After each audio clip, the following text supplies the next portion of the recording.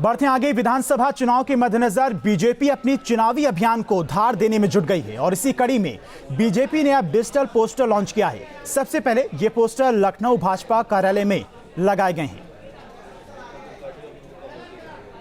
Bharatiya Janata party ने हमेशा चुनाव में अलग अलग प्रकार के प्रयोग करके जनता का हमेशा ध्यान आकृष्ट करने का काम किया है और अब भारतीय जनता पार्टी जब 2022 के चुनाव नजदीक आ रहे हैं तो अलग अलग प्रकार की रणनीति के साथ आ रही है और बहुत हम अपने आक्रामक प्रचार अभियान के तहत भारतीय जनता पार्टी ने डिजिटल वॉल पेंटिंग एक नए तरीके का प्रयोग शुरू किया है, जिसके माध्यम से भारतीय जनता पार्टी अपनी सरकार की उपलब्धियों को जनता के बीच तक पहुंचाने का काम करेगी। हर गाँव, हर शहर, हर नगर, हर डगर पर भारतीय जनता पार्टी के स्लोगन, भारतीय जनता पार्टी के काम दीवारों पर रंगे हुए दिखाई पड़ेंगे।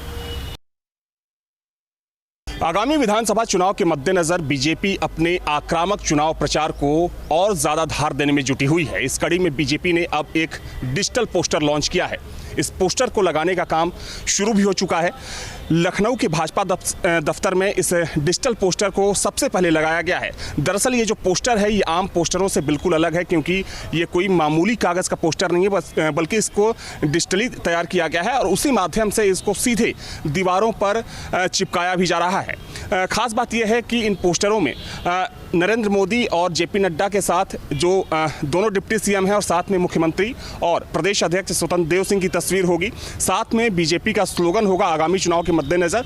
और खास बात यह भी है कि इस पोस्टर पर एक नंबर भी लिखा हुआ है। आप देख सकते हैं कि इसमें साफ तौर पर लिखा है कि भाजपा से जुड़ने के लिए इस नंबर पर मिस्ड कॉल करें। यानी कि जो बीजेपी का सदस्यता अभियान शुरू होने वाला है उसमें भी इस पोस्टर की महत्वपूर्ण भूमिका होगी। बीजेपी की ये कोशिश है कि लखनऊ के बाद प्रदेश के हर जिले में इस पोस्टर को लगाया जाए।